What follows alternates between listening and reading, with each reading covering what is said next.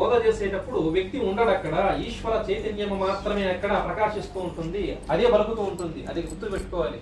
అలా అక్కడ పరమేశ్వర చైతన్యం అనేది అక్కడ వ్యక్తం అవుతా ఉంది, అదే ఉపన్యాసం చెప్తా ఉంది.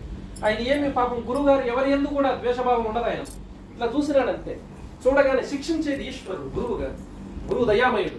ఇలా చూడగానే ఈశ్వర చూపు అలా పడగానే ఏదైతే కర్మ చేసుకున్నాడో కర్మకు ఫలితం వచ్చేసి ఏమైంది, చిట్ట చివరన ఆ తొడలు విరిగి మరణాన్ని పొందాడు. చిన్న అశ్రద్ధకు నిర్లక్ష్యానికి అటువంటి దుస్థితి కలిగింది దుర్యోధనునికి. అంత బలవంతుడు. ఇక మనము భగవంతుని ఎదురుగా పెట్టుకుని అశ్రద్ధ చేస్తే ఎందుకు వస్తామని గుడికి? ఇంట్లో సంసారం ఉంటుంది, గుడిలో ఉండదు. సంసారం అంటే ఏమిటో తెలిసిన అలివేని తురుమునకు హస్తకమలంబులకు నిలువు మాణిక్యముల నీరాజనం